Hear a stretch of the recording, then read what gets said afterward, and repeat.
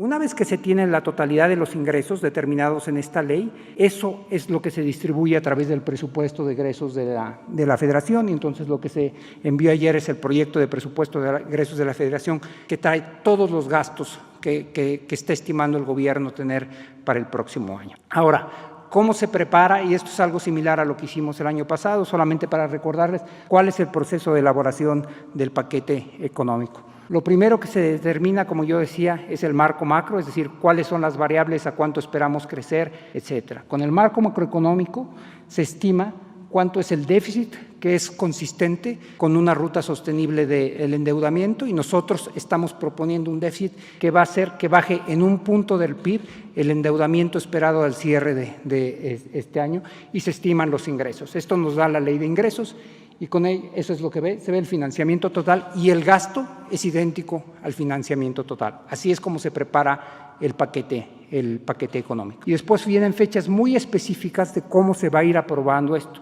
Lo primero que se discute, y esto es muy importante porque no todos los países lo tienen, lo primero que se discute en México es la ley de ingresos. En los países en donde hay una discusión simultánea de la ley de ingresos y del paquete, a veces si no hay recursos le suben artificialmente a la parte de ingresos. En México, por construcción, esto está prohibido, de tal forma que primero se discute la ley de ingresos en la Cámara de Diputados y tienen hasta el 20 de octubre para aprobarlo. En ese momento la ley de ingresos aprobada por la Cámara de Diputados se va a la Cámara de Senadores, que tiene hasta el 31 de octubre para aprobarlo, y una vez que la ley de ingresos está aprobada, puede iniciar la discusión de la aprobación del presupuesto.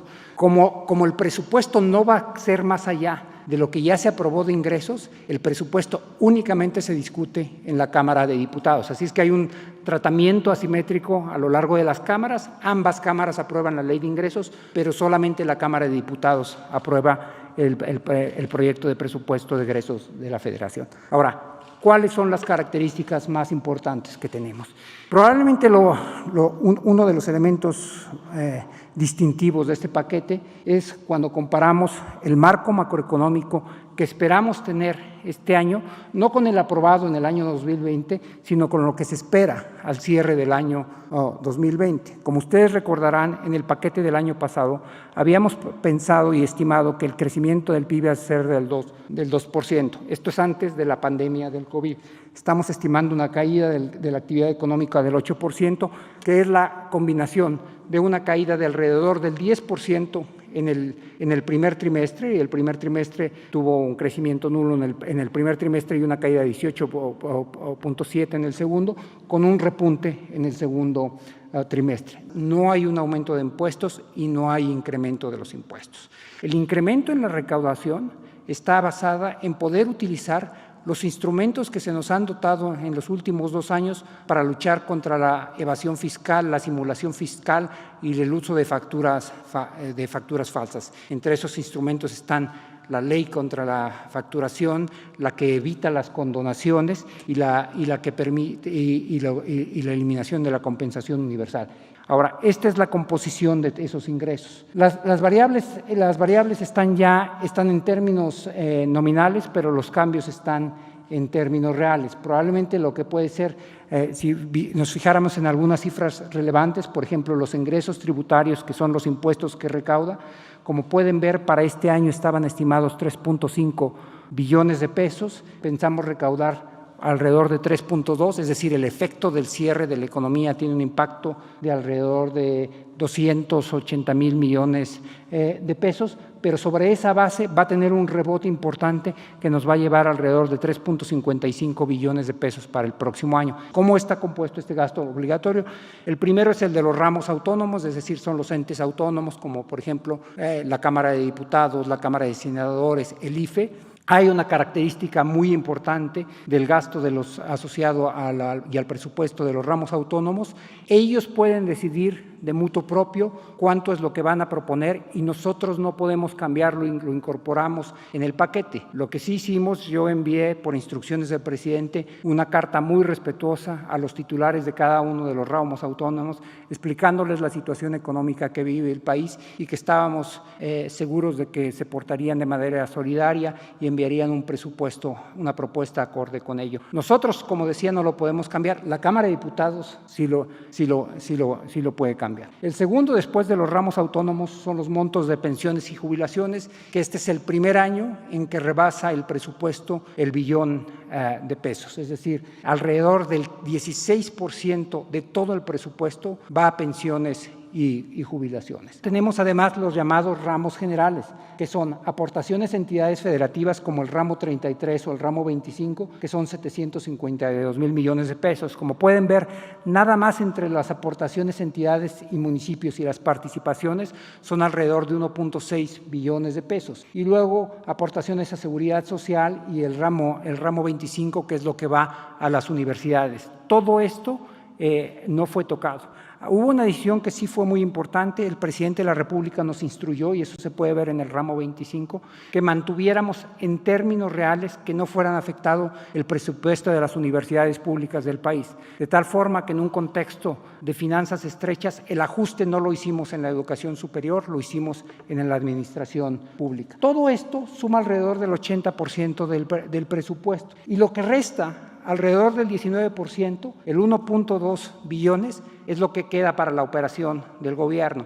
Pero esta no es la operación administrativa, etcétera, pero ahí va también la Guardia Nacional, la defensa, los proyectos de inversión, el turismo, los créditos de la Secretaría de Economía, es decir, la mayor parte del presupuesto tiene ya un destino obligado y nosotros operamos únicamente con el 19% del total. Nosotros llamamos gasto federalizado a todo el gasto que se da en las entidades a partir de transferencias que hace el gobierno federal. Déjenme señalarles cuál es el total del gasto federalizado. 921 millones de pesos van a participaciones federales. Después, a través del FONE, que es el rubro donde se dan recursos para la nómina de los maestros de primaria y de secundaria, van 408,000 millones de pesos. Y después, a través del FASA, que es la parte de salud, 109,000 millones de pesos. Si nos vemos más rápido, porque los otros ya son más pequeños, el monto total son 1.8 billones de pesos. Esto es prácticamente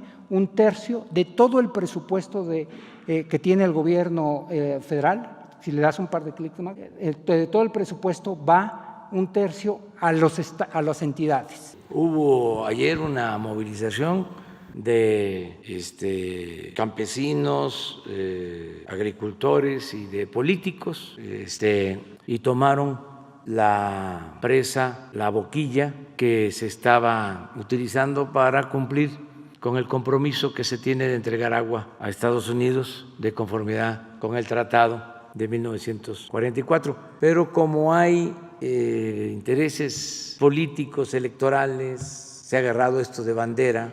Muy lamentable lo que sucedió ayer. De manera prudente, la Guardia Nacional se salió para evitar una confrontación, un enfrentamiento. Considero que fue adecuado su procedimiento.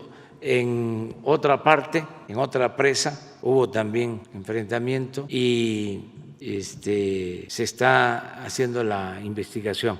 ¿Qué alternativas tiene el gobierno federal al suspenderse pues este proyecto, que ahorita no está muy claro qué va a pasar con el proyecto? Esa sería mi primera pregunta. Bueno, como se dio a conocer ayer, la misma empresa, desde luego en coordinación con la Universidad de Oxford, decidieron analizar bien la reacción que produjo en la práctica esta vacuna. Ellos asumieron de que había que estudiar más sobre el caso, sobre la reacción que produjo, y van a informar. De todas maneras, tenemos nosotros otras opciones, que lo sepa la gente, que lo sepa el pueblo. Estamos inscritos en los principales proyectos de investigación. O sea, para tener la vacuna a tiempo. Y quisiéramos saber si su gobierno contempla la interconexión del sistema eléctrico de Baja California con el sistema interconectado nacional, porque en 2018 se anunció el proyecto de hacer esta interconexión y un año después se canceló. Actualmente la entidad de Baja California sufre un déficit de energía eléctrica que ha provocado cortes al acueducto del río Colorado y afectado el suministro de agua en la zona de la costa de la entidad. Además, en Mexicali se ha presentado apagones en los últimos 2 veranos atribuibles al déficit de energía. El último apagón fue hace unos días, que a 47 grados se quedaron sin electricidad. Entonces, ¿se tiene pensado retomar este proyecto de interconexión? Se tiene pensado y es una prioridad resolver el problema del abasto de energía en Baja California Sur. Tenemos un compromiso de construir una planta, una termoeléctrica en La Paz. Por primera vez se va a llevar a cabo una auditoría a toda la banca de desarrollo, porque en todo esto de Odebrecht, en lo de los fertilizantes, en todo se utilizó a la banca de desarrollo. ¿Cuánto le llegaba al pueblo? Nada. Ahora dicen, es menos presupuesto, sí, pero rinde más, se hace más con menos, porque no se lo roban, porque le llega de manera directa a la gente. Sí, hasta ahora llevamos ahorrados, sí, sin permitir corrupción y lujos, más de 500,000 millones de pesos.